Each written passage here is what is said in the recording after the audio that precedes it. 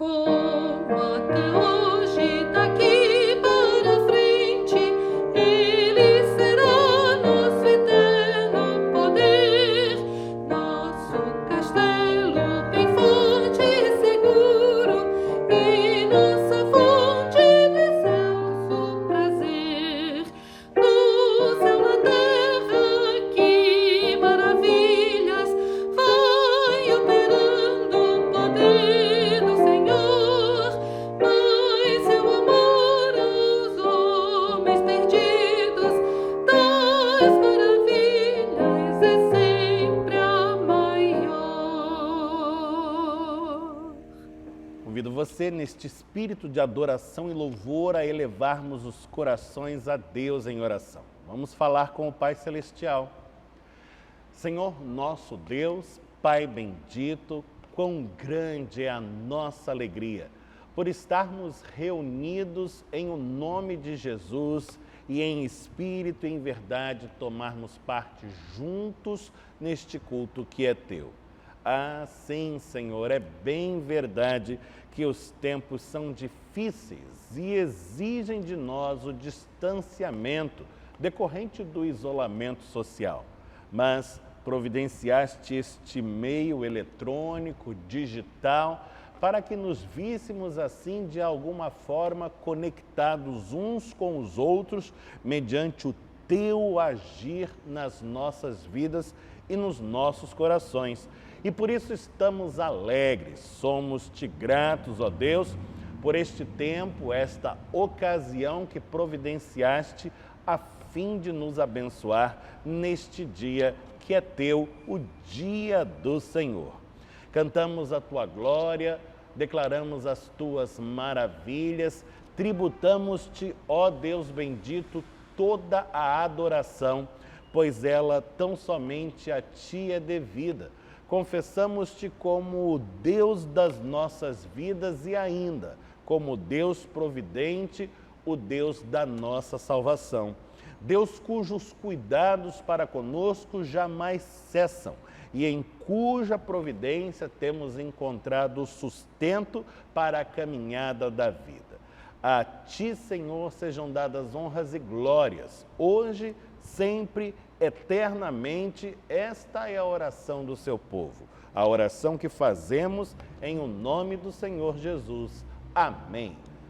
O lecionário cristão prevê para este 18º domingo do tempo comum a leitura do Salmo de número 17. Convido você, portanto, a abrir comigo, se puder fazê-lo, a sua Bíblia, no Antigo Testamento, para a leitura do Salmo de número 17. Estamos no Antigo Testamento, no livro dos Salmos, no Salmo 17, no qual vamos ler desde o primeiro versículo ao versículo de número 6.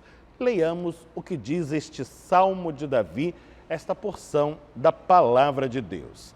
Diz assim o salmista: ouve, Senhor, a causa justa, atende ao meu clamor, dá ouvidos à minha oração, que procede de lábios não fraudulentos. Baixe de tua presença o julgamento a meu respeito. Os teus olhos veem com equidade. Sondas-me o coração. De noite me visitas. Provas-me no fogo e iniquidade nenhuma encontras em mim. A minha boca não transgride. Quanto às ações dos homens, pela palavra dos teus lábios, eu me tenho guardado dos caminhos do violento. Os meus passos se afizeram às tuas veredas, os meus pés não resvalaram. Eu te invoco, ó Deus, pois tu me respondes. Inclina-me os ouvidos e acode às minhas palavras. Bendito seja o Senhor pela sua santa palavra. Amém. Inspirados pela palavra do Salmo que lemos, vamos adentrando um tempo de contrição. E a ele somos convidados ainda pelo cântico do coro Aideia Moraes. Se meu povo orar, é o título da peça de autoria de Jimmy Owens, inspirada no texto de 2 Crônicas, capítulo 7, versículo 14. Ouçamos o coro sob a direção da maestrina Helen Heisley, com o acompanhamento primoroso da pianista e organista Gisele Santana.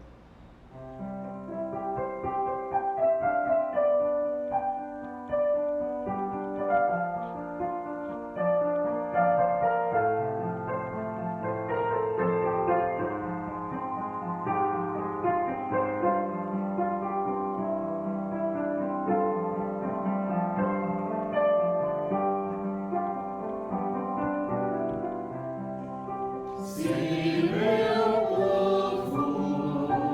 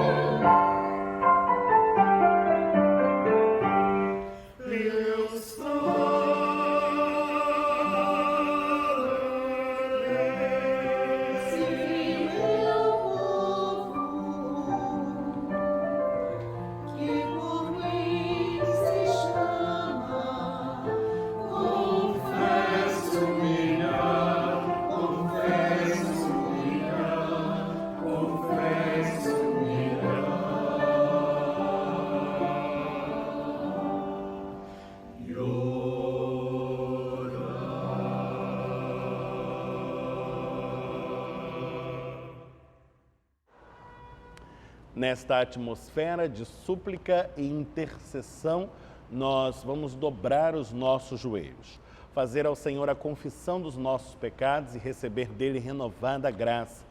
Vamos orar em favor da nossa igreja, em favor dos nossos queridos todos, em favor do nosso bairro de Copacabana, nossa cidade, estado, país, do nosso mundo. Temos vivido dias difíceis e clamamos a Deus para que nos dê livramento e esteja provendo solução para esta grave crise que se abateu sobre todos nós. Falemos com Deus em oração silente.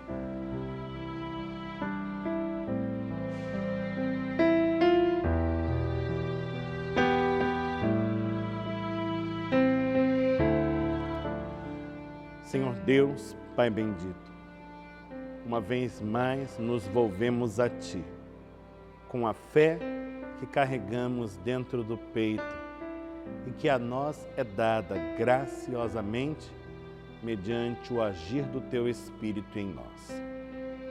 Assim, portanto, em o nome de Jesus, ensejamos-Te, Senhor, nossas súplicas e nossos motivos de intercessão. Pedimos-Te, ó Deus, que tenhas misericórdia de nós, mas também dos nossos queridos. E nestes tempos tão difíceis de pandemia, de crise, de tantas incertezas, Senhor, clamamos-Te intensamente pelo Teu socorro, pois sabemos que tão somente em Ti o nosso mundo pode encontrar a solução que tanto anseia, a cura para essa doença terrível e o conserto para todo o descaminho que ela produziu em nossa sociedade. Tem piedade de nós, Senhor, e ajuda-nos. Ilumina as mentes dos homens que agora estão empenhados na busca por uma vacina, por uma medicação eficaz, os homens de ciência e de medicina. Age também, Senhor, sobre os nossos governantes, aqueles que devem atuar para a promoção do bem e do direito. Senhor, que eles sejam guiados pela Tua mão, para que verdadeiramente cumpram a missão que lhes confiaste, para que sejam instrumentos Teus na promoção da Tua graça entre os homens. Pedimos-Te por nós, enquanto igreja, enquanto povo que é Teu e chamado por Ti para a missão que aponta para o Evangelho e o reino que é Teu. Toca-nos também a nós, Senhor, e usa-nos como quiseres, para levarmos adiante a mensagem de vida, de esperança, para que sejamos luz em meio a este momento de tão densa treva, para que sejamos sal e comuniquemos vida a um mundo tão marcado pela morte. Assim, Senhor, rogamos-Te que faças cumprir a Tua vontade em nossas vidas, assim na terra como no céu. Pois temos por certo que, assim sendo, glorificaremos o Teu nome e daremos cumprimento ao propósito que é Teu. Oramos no nome santo do Cristo, Jesus, Teu Filho, nosso Salvador bendito. Amém. Nesta hora vamos ouvir com grande alegria um belo arranjo vocal do tradicionalíssimo Brilho Celeste, nas vozes de um quarteto muito curioso, pois formado por apenas 2 cantores, um dos milagres da tecnologia. Estamos falando dos nossos irmãos Daniel Schmidt, cantando o tenor 1 e 2, e Roberto Dalbuquerque, cantando o baixo 1 e 2. Os 4 juntos, acompanhados pela pianista e organista Gisele Santana, provendo-nos um momento de encantamento e de enlevo espiritual. Ouçamos com interesse a peça e a letra da canção.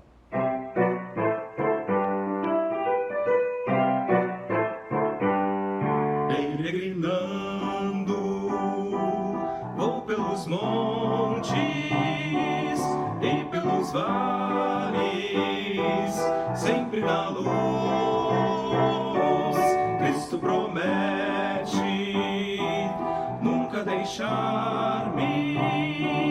Eis-me convosco, disse Jesus.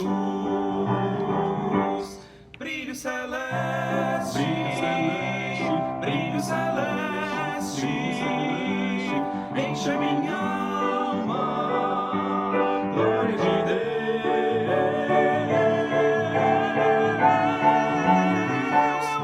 com aleluias, sigo cantando, canto louvores, indo pros céus.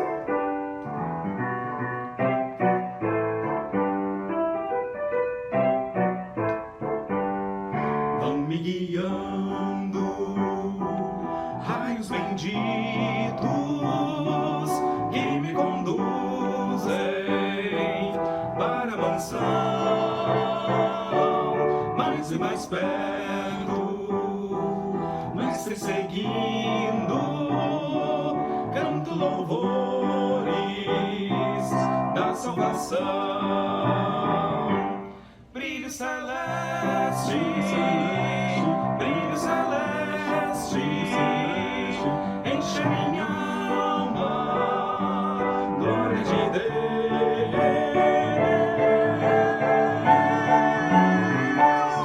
Com aleluias, sigo cantando, canto louvores, indo pros céus. Aleluias, aleluias, enche minha alma, glória de Deus.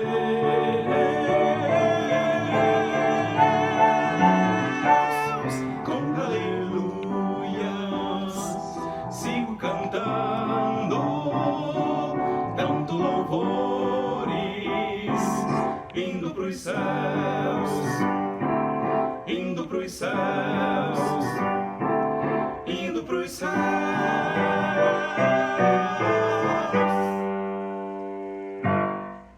É maravilhoso reconhecer o agir de Deus nas nossas vidas, pois a despeito de tão grave crise que se abateu sobre a nossa sociedade, a igreja permanece de pé e os seus membros continuam a observar com zelo a entrega de dízimos e ofertas, dando cumprimento a este ato que em nossa tradição reformada é ato de culto, expressão de gratidão do povo de Deus à providência divina e de compromisso no sustento à causa do reino do Senhor.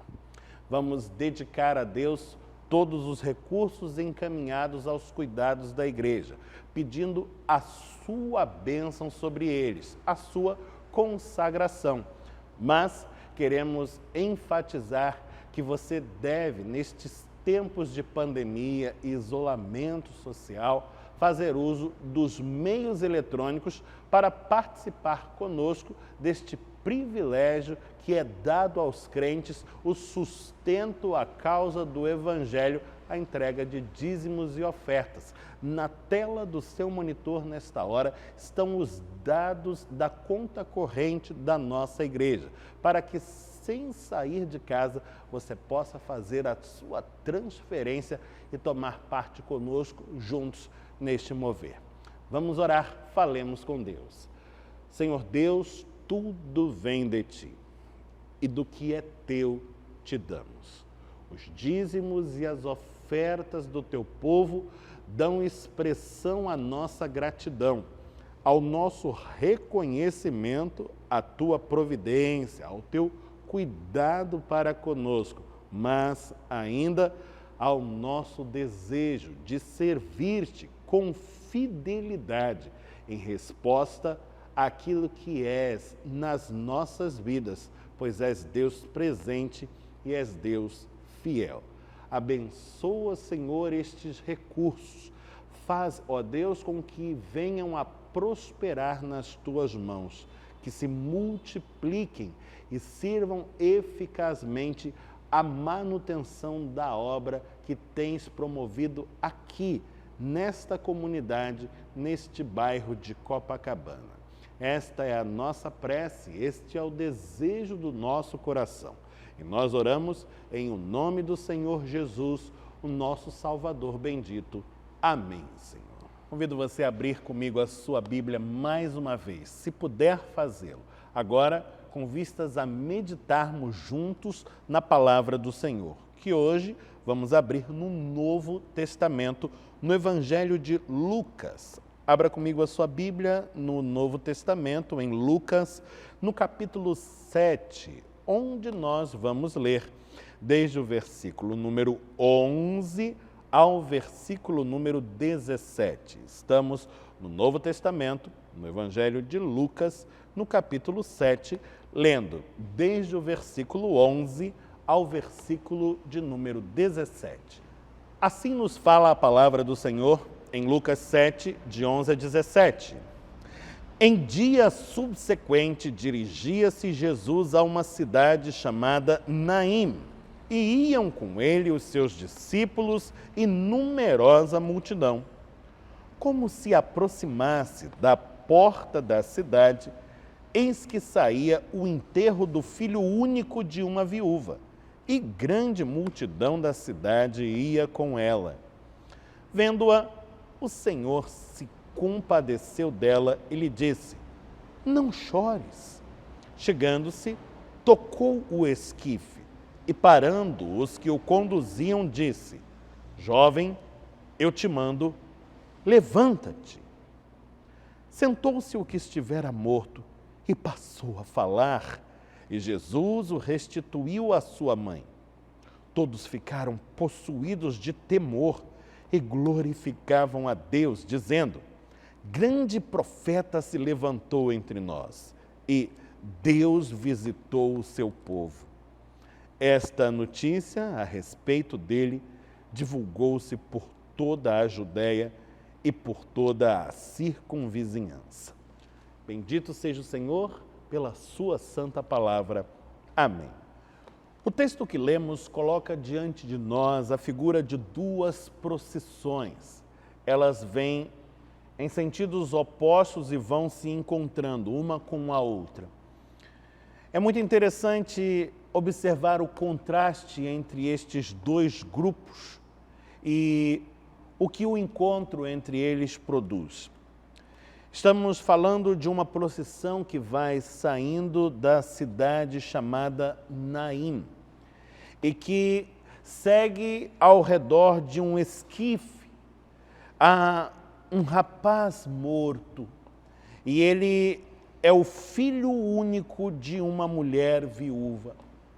Sabemos que as mulheres, naquele contexto social, viam-se limitadas no seu agir por uma série de fatores culturais. Uma mulher não possuía a autonomia para trabalhar e obter o sustento para si e para os seus. Dependia dos homens da família, do seu marido, mas no caso desta não há mais marido, pois é viúva, do seu filho varão, mas agora parece que o seu único filho se foi. Estamos falando de uma mulher que está agora completamente desamparada. Não bastasse a dor da perda dos seus entes queridos, do seu esposo e agora do seu filho, e diga-se do seu único filho, ela lida ainda com o drama do desamparo. Quem haverá de lhe prover sustento? Ah, que grande crise se abateu sobre a vida daquela viúva da cidade de Naim. E há uma multidão que a circunda e que, juntamente com ela, pranteia a sua perda, remói a sua dor. Essa multidão está em marcha. Trata-se de uma procissão fúnebre.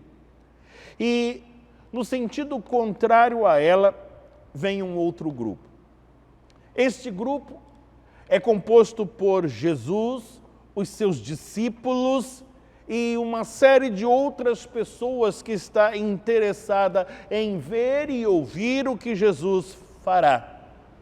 A disposição de ânimo desta segunda procissão é completamente diferente da primeira, já que nos dois casos há um jovem protagonizando todo o mover do grupo, mas no caso da procissão fúnebre, um jovem morto.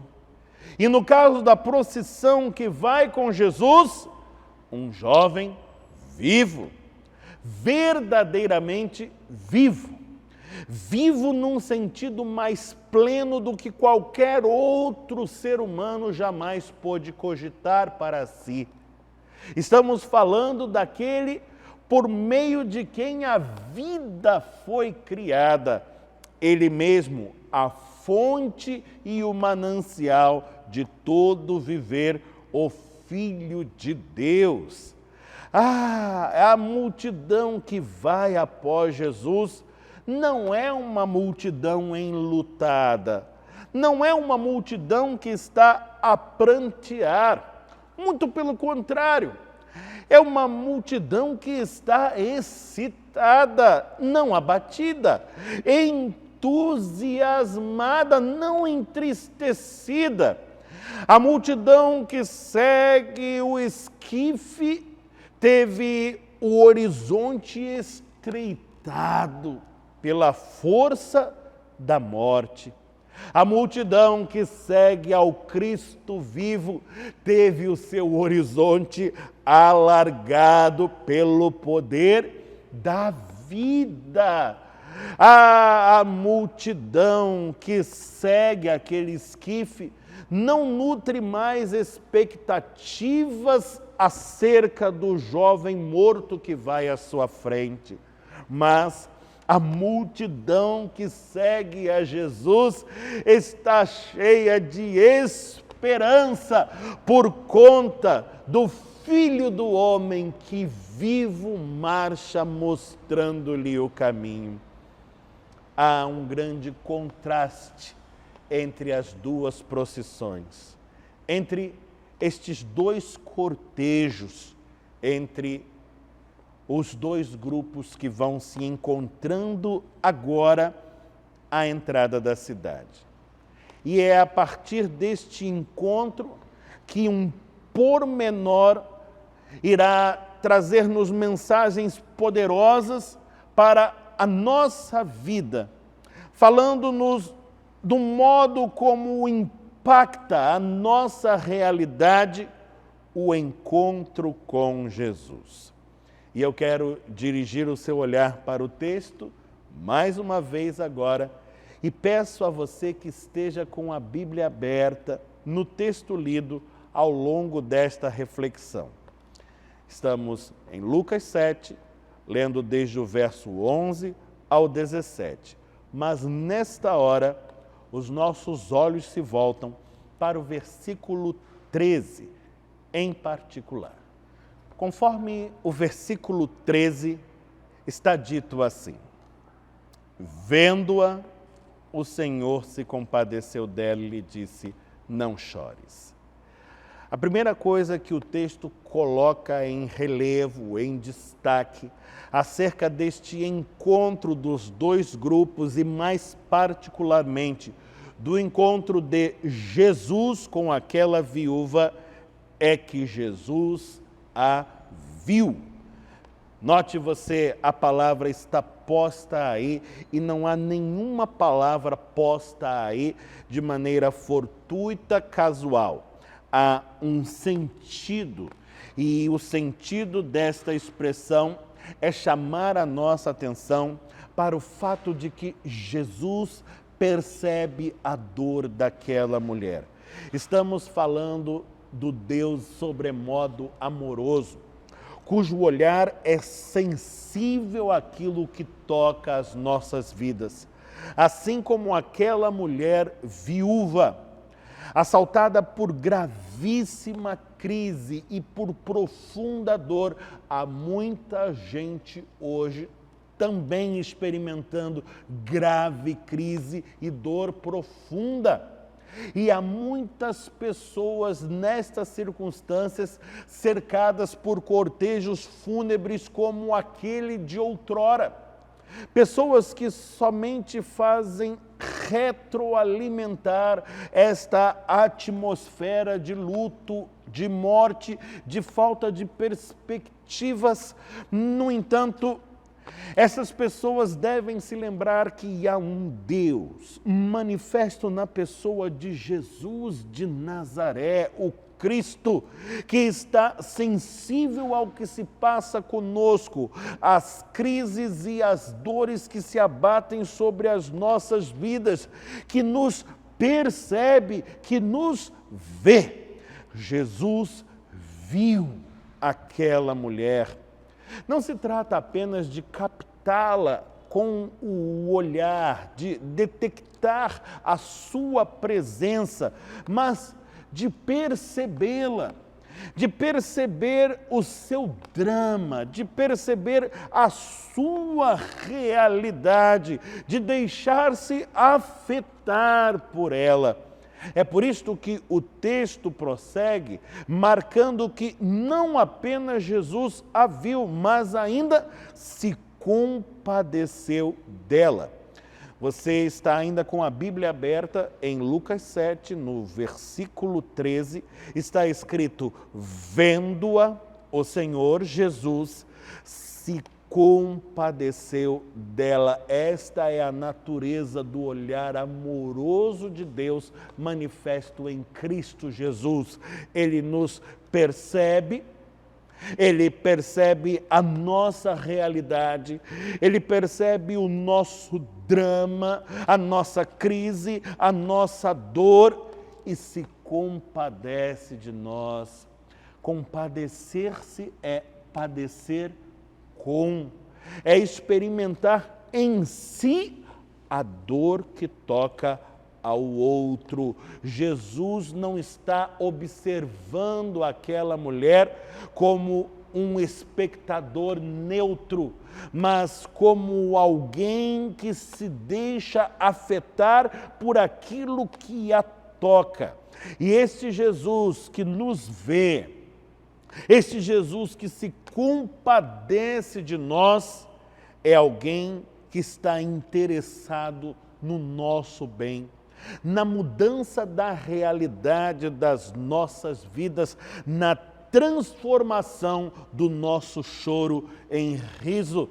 Veja, ainda o versículo 13 diz: vendo-a, o Senhor se compadeceu dela e lhe disse: não chores. Ah, como é difícil, num momento como este, de dor aguda, dizer a outra pessoa, àquela que sofre, algo que seja verdadeiramente significativo e de valor. É muito comum que em circunstâncias assim recorramos aos chamados clichês, aos lugares comuns, às palavras que dizem respeito apenas a protocolos sociais, mas não se trata disto aqui.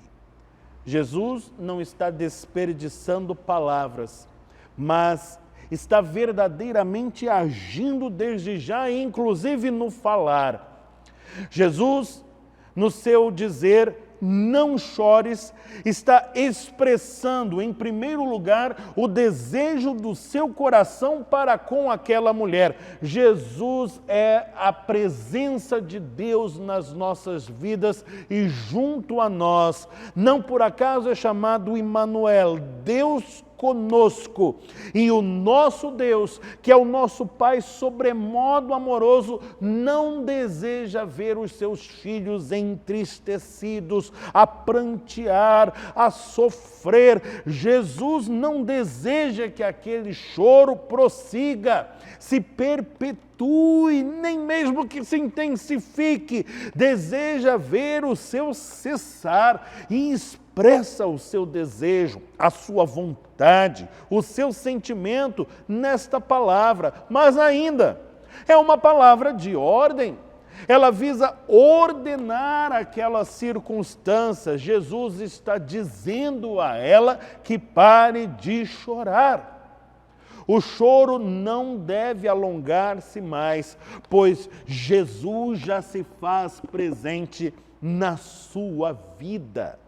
E quando Jesus vem fazer presença nas nossas vidas, Ele muda a realidade do nosso viver, transforma a nossa realidade por completo. Não é possível que Jesus adentre a realidade sem que esta realidade seja afetada pela sua presença. E a sua presença é luminosa e faz varrer para longe toda a treva.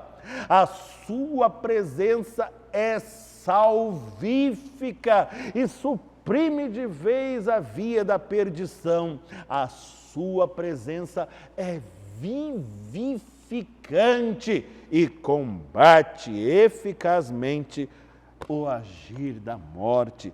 Ah, Jesus a viu. Jesus se compadeceu dela. Jesus disse a ela que não chore. E então chegou-se a ela. Você está com a Bíblia aberta? Olhe comigo para o versículo 14.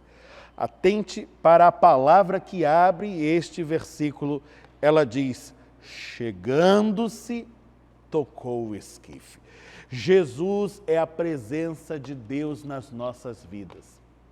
Um Deus que não está distante nos céus, mas que está próximo e que, compadecendo-se de nós, se aproxima ainda mais, coloca-se junto aos nossos corações, envolve-se na realidade das nossas vidas, dos nossos dramas pessoais. Jesus chegou-se a ela, estava agora junto dela e mais, realizou aquilo que seria motivo de espanto para muitos, de escândalo para tantos outros, impensável talvez para alguns.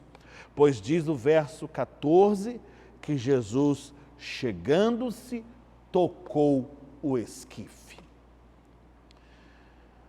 O povo judeu tinha uma grande preocupação com a pureza ritual e por todos os meios evitava tocar coisas consideradas espiritualmente impuras.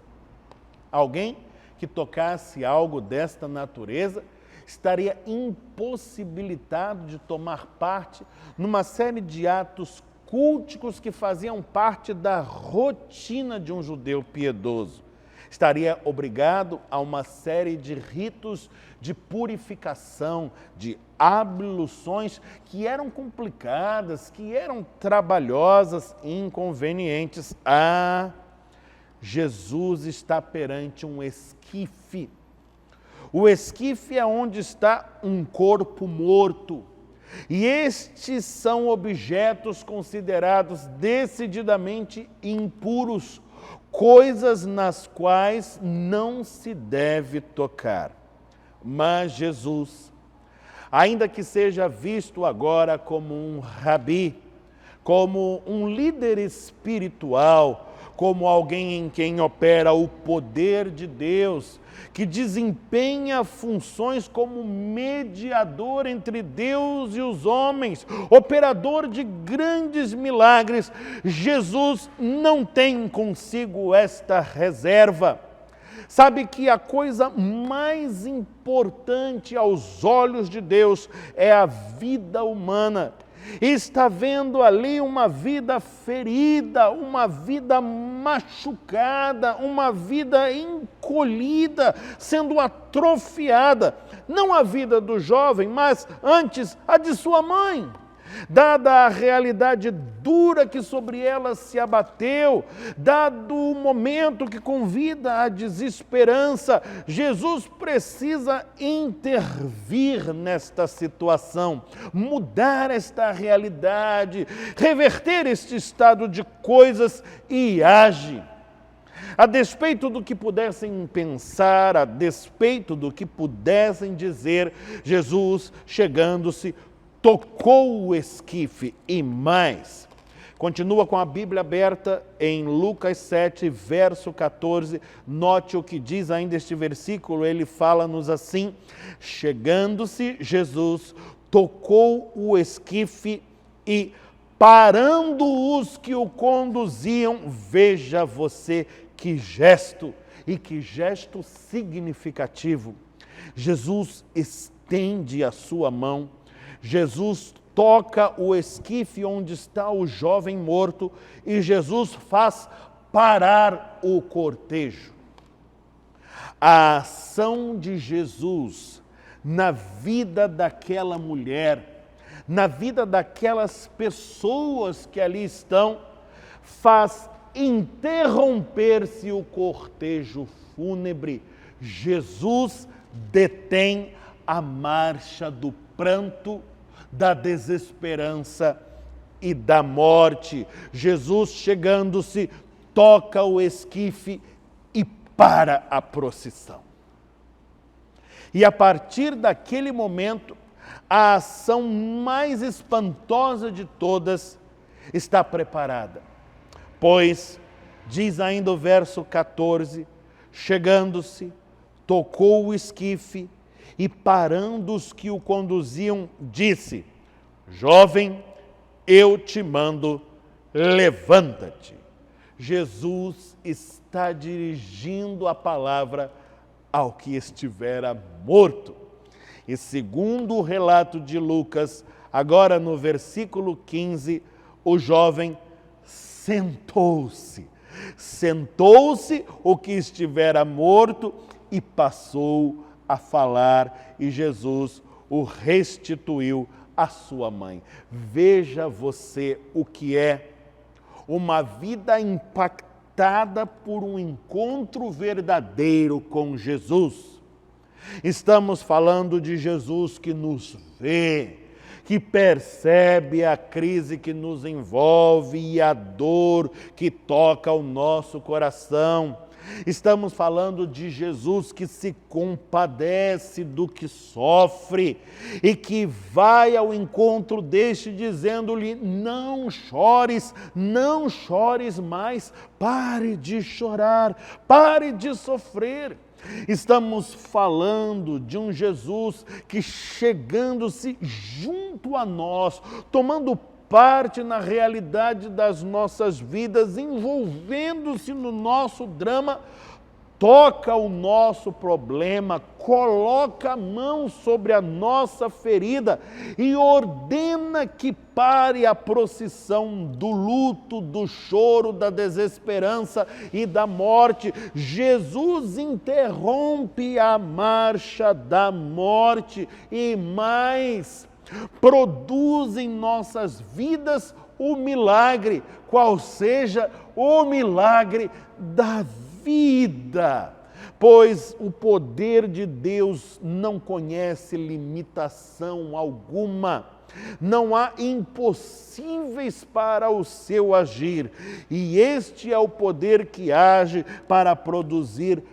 vida, vida verdadeira, vida abundante, vida perenal, vida no sentido mais pleno, na acepção mais abrangente que a possamos conceber. E o que isto produz nas nossas vidas é alegria indizível, é graça que não tem par, mas o resultado disto é ainda significativo naqueles que estão ao nosso redor, sim, pois há uma multidão ao redor desta mulher viúva, que agora foi alcançada pelo Senhor Jesus. O seu drama já encontrou nele solução. O milagre no seu seio já se produziu, mas agora ela mesma é tornada em instrumento para que a graça de Deus seja comunicada a outros, pois diz o verso 16, que à vista daquelas coisas, acompanhe na sua Bíblia, todos ficaram possuídos de temor. Significa que reconheciam o agir de Deus ali, naquele lugar, naquela situação e na vida daquela mulher e de seu filho em particular. E aqueles que estavam agora admirados e tomados de temor, glorificavam a Deus, cantavam louvores ao Senhor.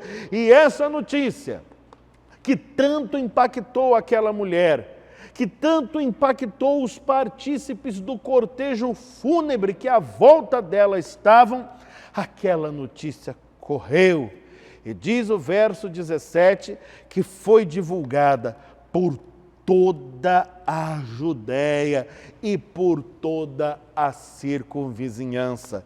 A mesma notícia atravessou não apenas o espaço, mas o tempo.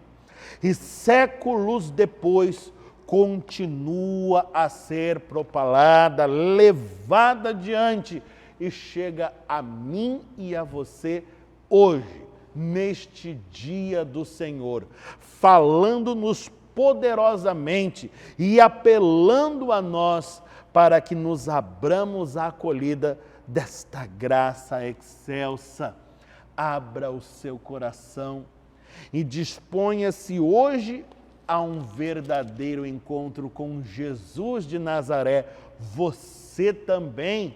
Não tenha receio, Ele vê você, percebe a sua crise e a sua dor. Ele compadece-se de você, Ele está desejoso por ver mudança na sua vida, o cessar do pranto, está lhe dizendo que não chore. Ele há de chegar-se junto a você, tocar a sua ferida e produzir o milagre da vida. E o que Ele fizer na sua história será para o testemunho da sua glória, para que aqueles que estão ao seu redor creiam também e sejam também tocados pela sua graça e levem adiante esta boa nova de salvação. Que assim seja na minha vida, na sua vida, e que Deus nos abençoe em o nome de Jesus. Amém. Convido você a cantarmos mais uma vez, sob a direção das nossas irmãs, a pianista organista Gisele Santana, a maestrina e soprano Helen Heisley, o cântico de número 1 do nosso inário novo cântico, Doxologia, palavra de glorificação. Vamos cantar.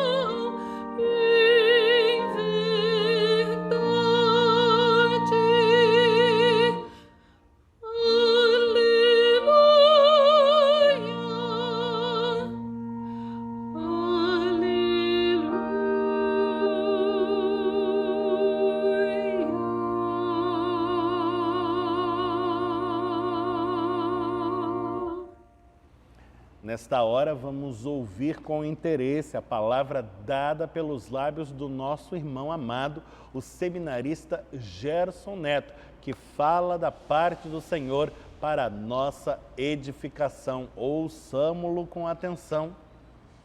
Bom dia, igreja, graça e paz da parte de Deus e do nosso Senhor Jesus Cristo. A carta de Paulo aos Romanos, no capítulo 12, versículo 17 ao 18, diz assim: Não torneis a ninguém mal por mal, esforçai-vos para fazer o bem perante todos os homens. Se possível, quando depender de vós, tende paz com todos os homens. Nosso mundo é regido pela lei do mais forte. No mundo é olho por olho, dente por dente, a gente sabe disso. As pessoas se sentem fracas quando não retribuem o mal com o mal. As pessoas se sentem ingênuas quando elas não batem de volta, quando elas são agredidas. Nosso mundo é regido por essa lei. Eu só faço bem se me fizerem um bem primeiro. Mas o Evangelho nos convida a não pagar o mal com o mal. Nós somos convidados a pagar o mal com o bem, a dar a outra face, a mudar a conduta, a conquistar o coração que nos agride, simplesmente não retribuindo esse mal. Nós somos convidados a fazer o bem a todos, incluindo aqueles que nos perseguem e que nos fazem mal. Jesus, ele fala que ele é o príncipe da paz. Ele diz, tende paz com todos. Isso que Paulo fala sobre os ensinamentos de Jesus. Ele é o príncipe da paz. E se nós somos seus imitadores, nós pagamos o mal com o bem. Nós não perpetuamos o círculo da violência e da agressão. Que Deus te abençoe e encha seu coração de paz, para que você possa transbordar e perpetuar essa paz nos seus relacionamentos, na sua família, na sua casa e na sua vida. Que Deus te abençoe, meu irmão. Conforme viemos noticiando há 2 domingos, nós continuamos trabalhando na recuperação das fachadas da nossa igreja, dos corredores adjacentes ao nosso santuário, dos gradis e portões que dão para a Rua Barata Ribeiro. O serviço tem avançado e já é possível perceber uma grande diferença entre o antes e o depois. Mas agora, uma nova frente foi encampada pelo Conselho e ela diz respeito à torre do nosso santuário. Verificamos que no ponto mais alto da torre, onde está instalada a cruz da igreja, há um patamar que vinha carregando muitos problemas de infiltrações, já causando danos na parte interna da torre. Também os telhados adjacentes à torre precisavam de cuidados. Suas telhas precisavam de substituição, suas calhas precisavam de reparos e ainda da substituição das mantas impermeabilizantes. Todo este serviço está sendo executado agora. Estas obras estão em andamento, já é possível ver algo do que tem sido feito, mas ainda levará algum tempo para que tudo esteja concluído. Se você passa pela Rua Barata Ribeiro, eventualmente pela frente da nossa igreja, já pode detectar aí o avanço dos trabalhos. E nós, enquanto conselho da igreja, pedimos aos membros desta comunidade que mantenham-se zelosos na entrega de dízimos e ofertas para que o Conselho tenha condições de continuar enfrentando a todos esses desafios e experimentando êxito em cada empreitada. Todo este cuidado com a casa de Deus reflete no testemunho que nós, enquanto igreja, damos perante a comunidade de Copacabana e todos que passam por aqui. A igreja há de refletir o elevado valor que tem a presença do Deus vivo nas vidas de cada um de nós. Sigamos com fé e que Deus nos abençoe. Na semana que passou, o Conselho da Igreja, havendo refletido sobre a questão do processo de retomada das atividades presenciais, resolveu convocar uma comissão de caráter multidisciplinar, ou seja, conjugando irmãos com diferentes competências, de diferentes áreas de atuação, que representam diferentes segmentos da nossa membresia, a fim de ladear com o Conselho, ajudando-o a lançar um olhar mais abrangente sobre esta situação que é tão complexa e tão inusitada, a crise decorrente da pandemia do Covid-19, o coronavírus. O papel papel desta comissão é ajudar o Conselho a refletir sobre esse processo de retomada de atividades, que se dará, como dito, num processo, ou seja, em etapas, de maneira gradual, e que exigirá uma série de providências. Esta comissão estará auxiliando o Conselho para que tome as decisões que tiver de tomar da maneira mais balizada, mais segura, para que todas as resoluções do Conselho sejam verdadeiramente eficazes no enfrentamento desta questão e produzam os resultados mais benéficos para a comunidade como um todo. A comissão já está trabalhando e o Conselho com ela. E nós pedimos a você que esteja em oração, dando a todos nós o suporte espiritual necessário para o desafio que está perante nós. É grande este desafio, porém, maior é o poder de Deus agindo nas nossas vidas. E a vitória é certa em o nome de Jesus. Chegamos ao final de mais uma celebração e eu convido você nesta hora a mais uma vez fechar os seus olhos e elevarmos os corações ao alto. Vamos orar como aprendemos com Jesus a oração do Pai Nosso. Pai nosso que estás nos céus, santificado seja o teu nome. Venha o teu reino. Seja feita a tua vontade, assim na terra como no céu. O pão nosso de cada dia nos dá hoje. Perdoa-nos as nossas dívidas, assim como nós perdoamos aos nossos devedores. Não nos deixes cair em tentação, mas livra-nos do mal, pois teu é o reino, o poder e a glória para sempre. Amém. Recebei a bênção do Senhor. Que o Senhor te abençoe e te guarde. Que o Senhor faça resplandecer o rosto sobre ti e tenha misericórdia de ti. Que o Senhor sobre ti levante o rosto e te dê paz. Que a graça de nosso Senhor e Salvador Jesus Cristo, o amor de Deus o Pai e a comunhão do Espírito Santo sejam sobre todos, hoje e eternamente. Amém.